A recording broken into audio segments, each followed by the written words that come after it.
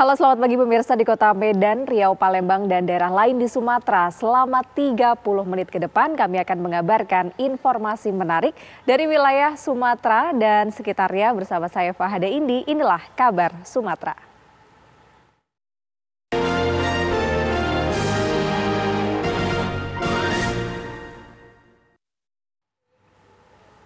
Pemirsa, polisi di Asahan, Sumatera Utara menggerebek lokasi penimbunan BBM bersubsidi jenis solar pada salah satu gudang di Kecamatan Aik Ledong, Asahan. Dari dalam gudang tersebut, petugas menemukan ada sekitar 3 ton BBM jenis solar yang ditimbun oleh para pelaku. 4 orang yang berada di dalam gudang kemudian diringkus oleh aparat. Keempatnya memiliki peran berbeda, mulai dari pemodal hingga sopir. Dari hasil pemeriksaan terungkap jika BBM solar ini telah ditimbun oleh para pelaku sebelum pengumuman kenaikan harga BBM. Para tersangka kemudian dijebloskan ke sel tahanan Polres Asahan. Mereka pun terancam hukuman 6 tahun penjara akibat ulahnya menimbun solar.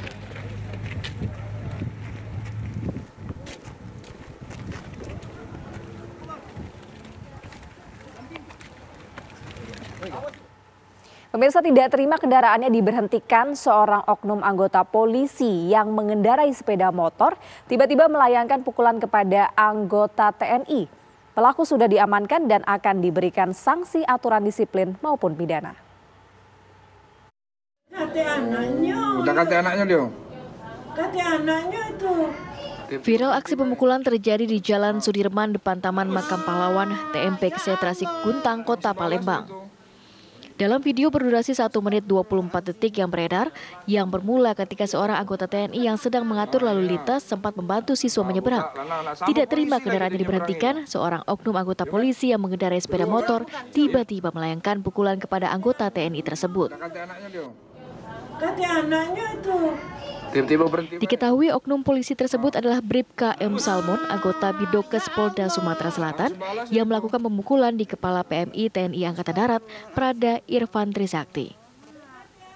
Setelah insiden pemukulan tersebut, oknum polisi sudah diamankan dan Polda Sumatera Selatan juga akan memproses anggota yang menjadi pelaku pemukulan dalam aturan disiplin maupun pidana. Dari Palembang, Sumatera Selatan, Syamsul Rizal, TV One mengabarkan. Sekawanan perampok nasabah bank terungkur di aspal Jalan Lintas Sumatera, Kabupaten Batubara, Sumatera Utara. Para penjahat ini dilumpuhkan oleh tim gabungan usai merampok uang ratusan juta rupiah.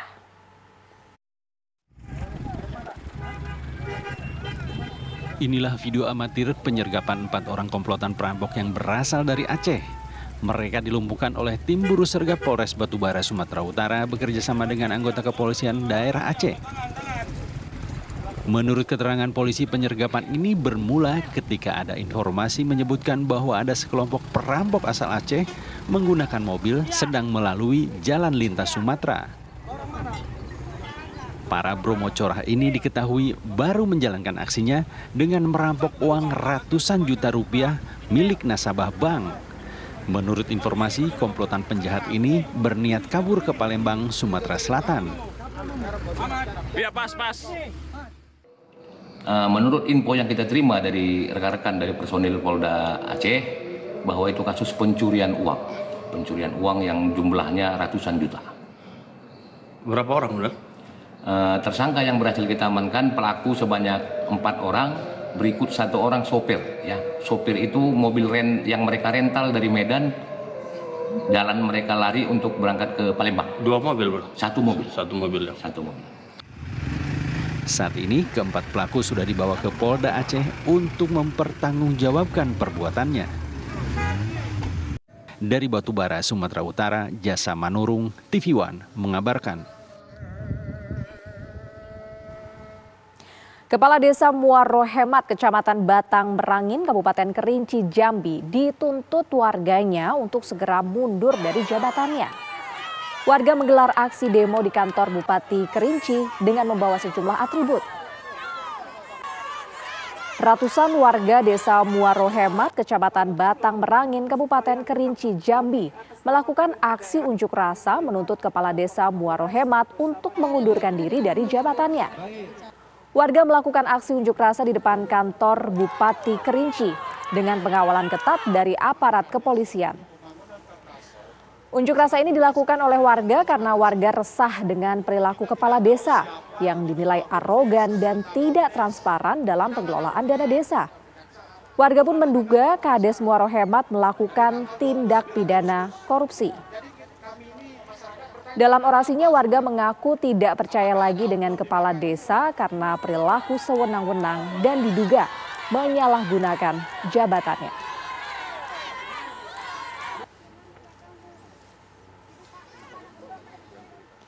Kabar Sumatera akan kembali usai jeda, pemirsa tetap bersama kami.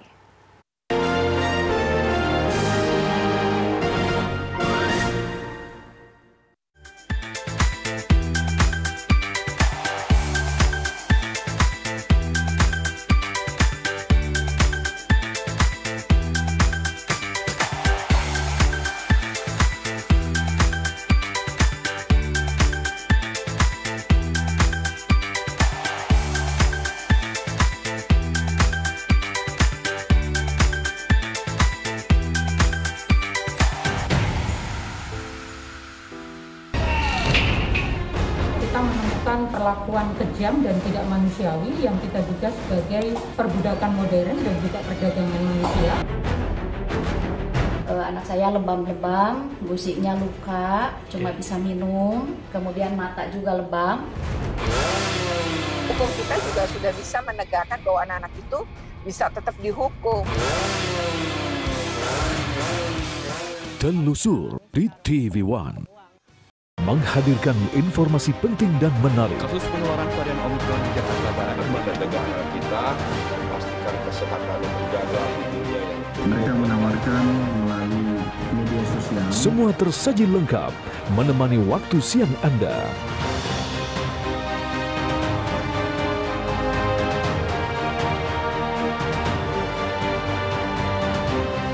Saksikan Kabar Siang hanya di TV One. Laga para petinju terbaik dunia disaksikan jutaan pasang mata.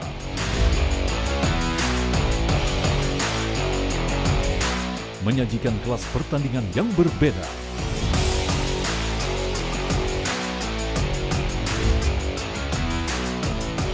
Saksikan Best World Boxing hanya di TV One.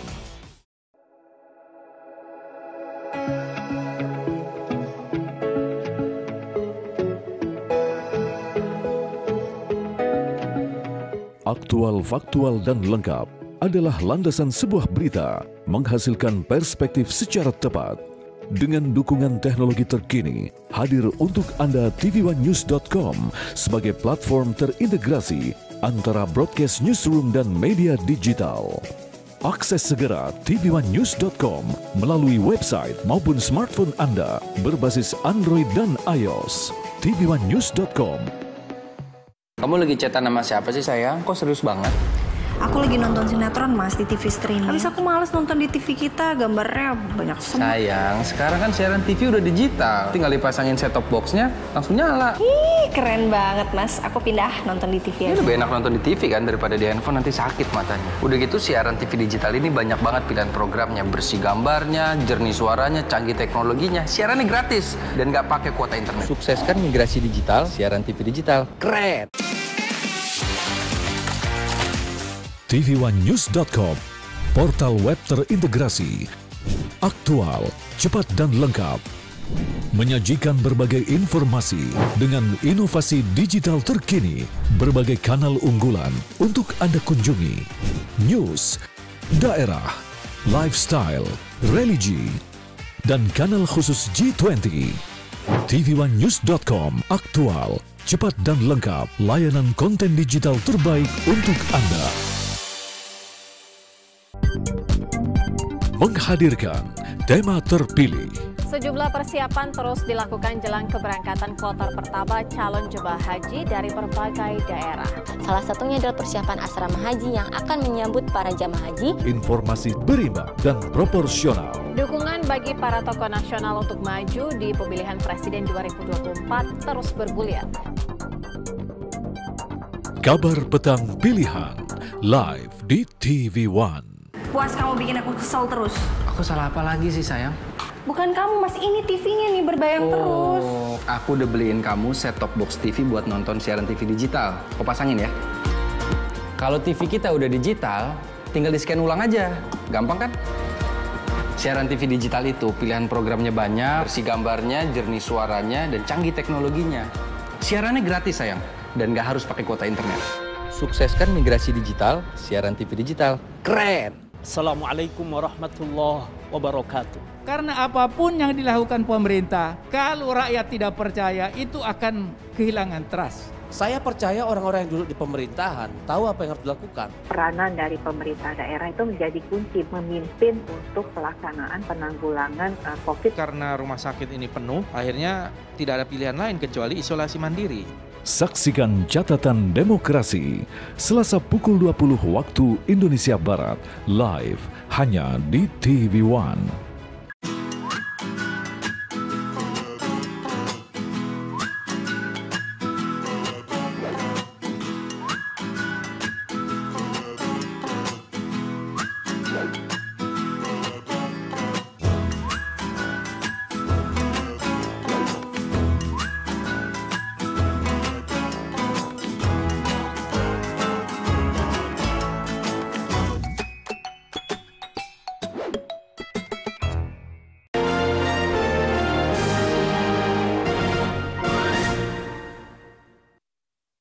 Pemirsa, penggiat media sosial Eko Kuntadi dianggap telah menghina Ustazah Imas Fatimatuz Zahro atau yang akrab disapa Ning Imas dari Pondok Pesantren Lirboyo, Kediri, Jawa Timur.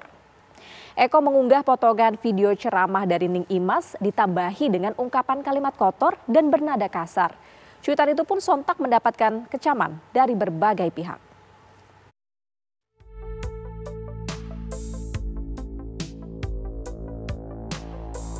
Pegiat media sosial Eko Kuntadi dianggap telah menghina Ustazah Imas Fatimatuz Zahra atau yang akrab disapa Ning Imas dari Pondok Pesantren Lirboyo, Kediri, Jawa Timur.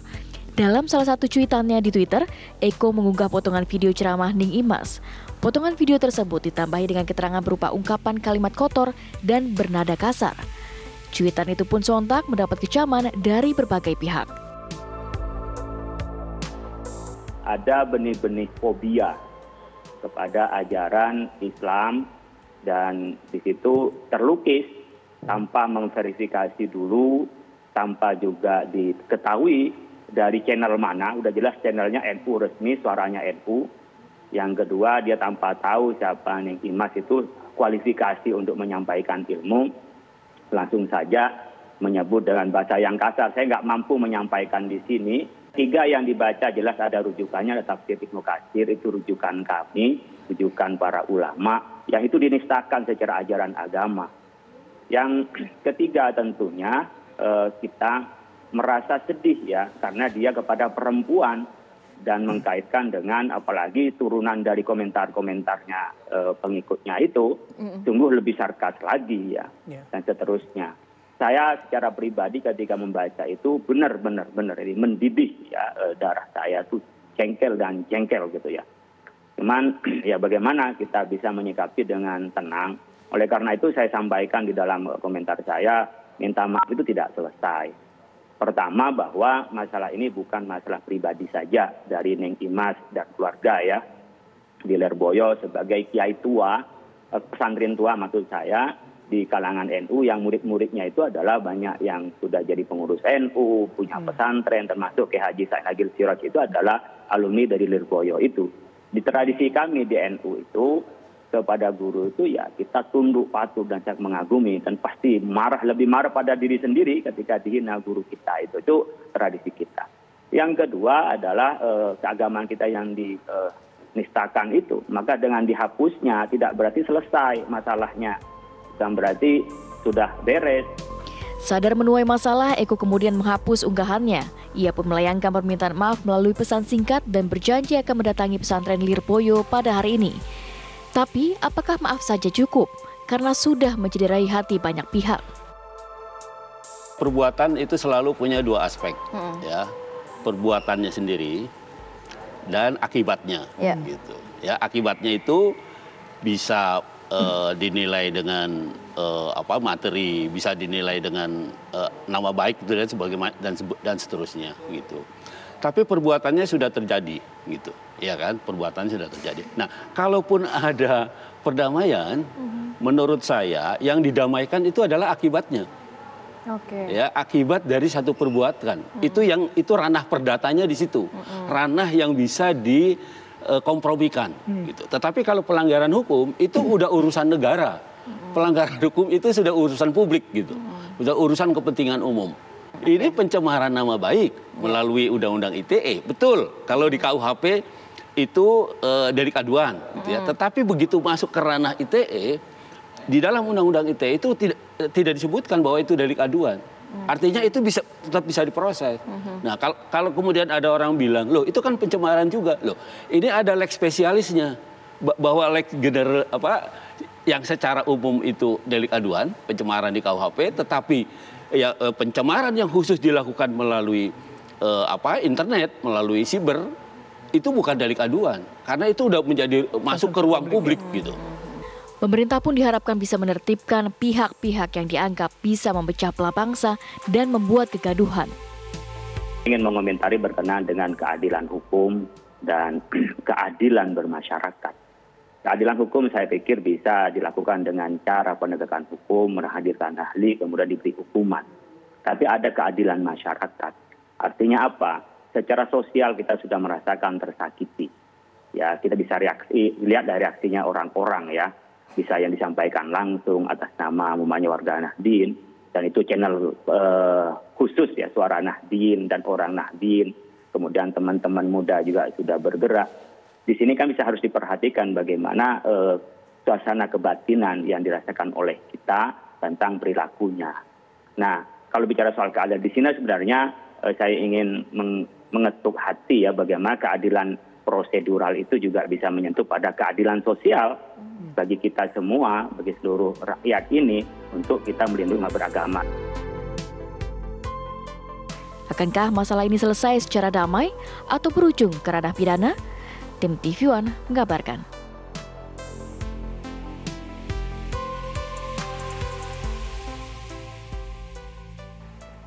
Sementara itu pemirsa, pegiat media sosial Eko Kuntadi datang ke Pondok Pesantren Lirboyo, Kota Kediri. Kedatangan Eko untuk meminta maaf secara langsung atas penghinaan yang dilakukan terhadap Ning Imas. Ditemani oleh Muhammad Guntur Romli, Eko Kuntadi datang ke Pondok Pesantren Lirboyo, Kota Kediri sore kemarin. Eko Kuntadi meminta maaf kepada Ning Imas Fatimatus Zahro dan keluarga besar Pondok Lirboyo. Eko mengakui kesalahan yang telah menghina Ning Imas. Dirinya pun siap menanggung segala resiko atas perbuatan yang sudah dilakukan. Secara pribadi, Ning Imas menerima permohonan maaf dari Eko Kuntadi atas kesalahannya. Namun ia berharap agar persoalan itu bisa menjadi pelajaran berharga bahwa perbedaan pandangan tidak membuat seseorang harus menghina dan mencaci maki. Pihak Pondok Pesantren Lirboyo Kediri juga telah menerima permohonan maaf dari Eko Kuntadi dan menganggap persoalan tersebut telah selesai. Pondok Lirboyo berharap semua pihak bisa tetap tenang, terutama para alumni.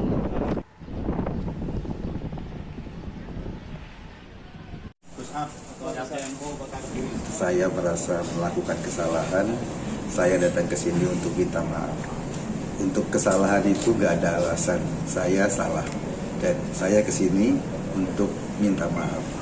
Ketika saya dari Jakarta datang ke sini membawa kesalahan, alhamdulillah saya di sini diterima sebagai tamu, diperlakukan dengan baik, diajak ngobrol, diapresiasi sebagaimana layaknya keluarga.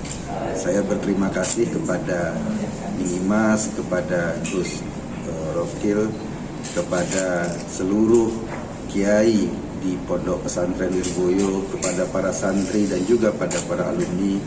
Orang yang salah seperti saya ini yang datang ke sini diapresiasi dan diberikan pintu maaf.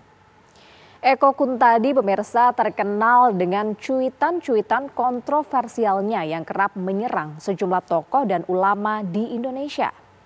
Eko pun tercatat pernah menyerang Ustadz Abdul Somad, Ustadz Adi Hidayat, bahkan Prabowo Subianto lewat cuitannya di Twitter.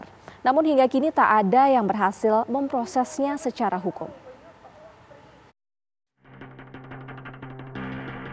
Pegiat media sosial Eko Kuntadi ternyata memiliki riwayat panjang menyerang pribadi sejumlah tokoh, termasuk ulama yang berseberangan aliran politik lewat cuitan-cuitannya. Tidak tanggung-tanggung, riwayat panjang Eko menyerang tokoh-tokoh itu sudah berlangsung dalam hitungan tahun. Eko tercatat pernah memfitnah Ustadz Adi Hidayat yang mengumpulkan bantuan dana untuk Palestina. Eko kala itu menyebut tidak semua bantuan yang dikumpulkan Ustadz Adi Hidayat disalurkan ke Palestina.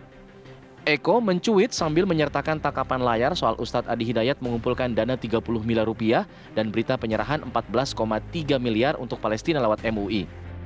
Persoalan yang langsung dibuktikan oleh Adi Hidayat sekaligus membantah tudingan Eko tersebut.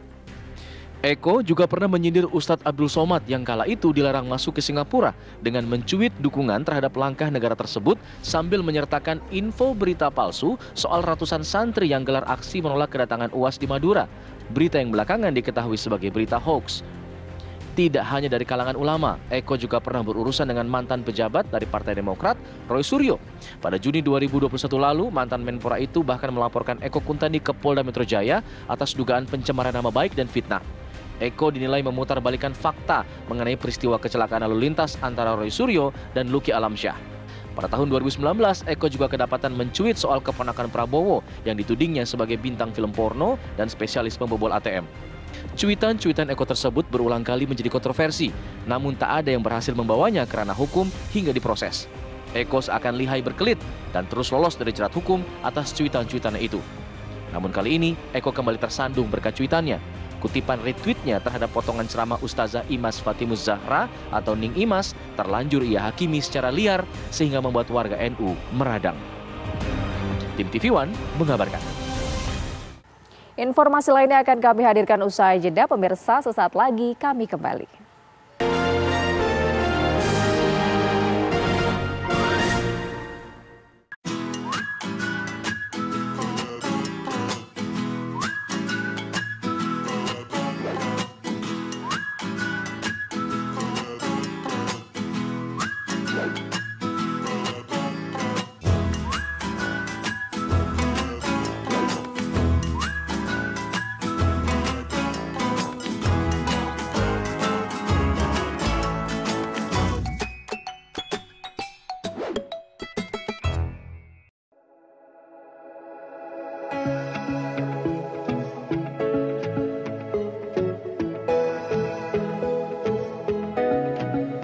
Aktual, faktual, dan lengkap adalah landasan sebuah berita menghasilkan perspektif secara tepat.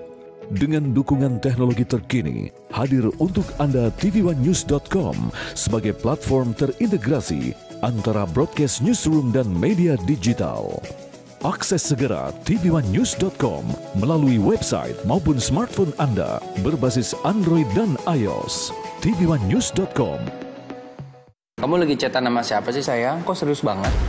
Aku lagi nonton sinetron mas di TV streaming. Habis aku males nonton di TV kita, gambarnya banyak semut. Sayang, sekarang kan siaran TV udah digital. Tinggal dipasangin set-top box-nya, langsung nyala. Ih, keren banget mas. Aku pindah nonton di TV aja. Lebih enak nonton di TV kan daripada di handphone, nanti sakit matanya. Udah gitu siaran TV digital ini banyak banget pilihan programnya. Bersih gambarnya, jernih suaranya, canggih teknologinya. Siarannya gratis dan nggak pakai kuota internet. Sukseskan migrasi digital, siaran TV digital. Keren! tvOneNews.com, portal web terintegrasi, aktual, cepat dan lengkap, menyajikan berbagai informasi dengan inovasi digital terkini, berbagai kanal unggulan untuk Anda kunjungi, news, daerah, lifestyle, religi, dan kanal khusus G20. tvOneNews.com, aktual, cepat dan lengkap, layanan konten digital terbaik untuk Anda. Menghadirkan tema terpilih. Sejumlah persiapan terus dilakukan jelang keberangkatan kloter pertama calon jemaah haji dari berbagai daerah. Salah satunya adalah persiapan asrama haji yang akan menyambut para jamaah haji. Informasi berimbang dan proporsional. Dukungan bagi para tokoh nasional untuk maju di pemilihan presiden 2024 terus bergulir. Kabar Petang Pilihan, live di TV One. Puas kamu bikin aku kesel terus. Aku salah apa lagi sih sayang? Bukan kamu mas, ini TV-nya nih berbayang terus. Oh, aku udah beliin kamu set-top box TV buat nonton siaran TV digital. Kau pasangin ya. Kalau TV kita udah digital, tinggal di-scan ulang aja. Gampang kan? Siaran TV digital itu pilihan programnya banyak, bersih gambarnya, jernih suaranya, dan canggih teknologinya. Siarannya gratis sayang, dan nggak harus pakai kuota internet. Sukseskan migrasi digital, siaran TV digital. Keren! Assalamualaikum warahmatullahi wabarakatuh. Karena apapun yang dilakukan pemerintah, kalau rakyat tidak percaya itu akan kehilangan trust. Saya percaya orang-orang yang duduk di pemerintahan tahu apa yang harus dilakukan. Peranan dari pemerintah daerah itu menjadi kunci memimpin untuk pelaksanaan penanggulangan COVID. Karena rumah sakit ini penuh, akhirnya tidak ada pilihan lain kecuali isolasi mandiri. Saksikan Catatan Demokrasi, Selasa pukul 20 waktu Indonesia Barat, live hanya di TV One.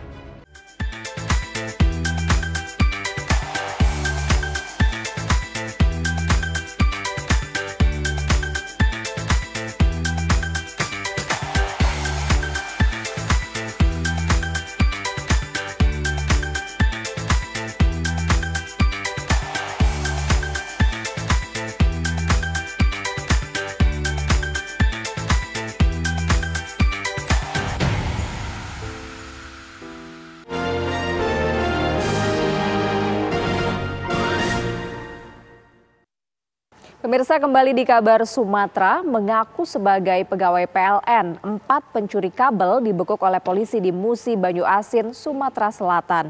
Nilai kabel yang dicuri pun mencapai puluhan juta rupiah.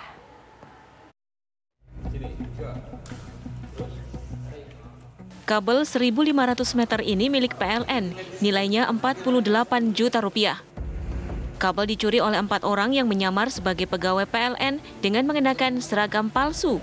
Mereka mencuri kabel yang ada di pinggir jalan. Kepada polisi, mereka mengaku baru 1 kali beraksi. Mencuri kabel ini, para pelaku menyamar sebagai pegawai PLN dengan memakai seragam, pakai topi putih dan rompi oranye, seolah-olah petugas PLN yang sedang bekerja memperbaiki jaringan listrik, melempar menggunakan tali yang sudah diikat dengan tang, kemudian ditarik ke bawah, dipegang, kemudian dipotong dengan menggunakan gergaji besi. Kini para pelaku mendekam di tahanan dan terancam hukuman 5 tahun penjara. Dari Musi Banyu Asin, Sumatera Selatan, Puja Kusuma, TV One mengabarkan. Lokasi pengeboran minyak mentah ilegal digerebek Polda Jambi. Lokasi tersebut berada di areal perkebunan sawit.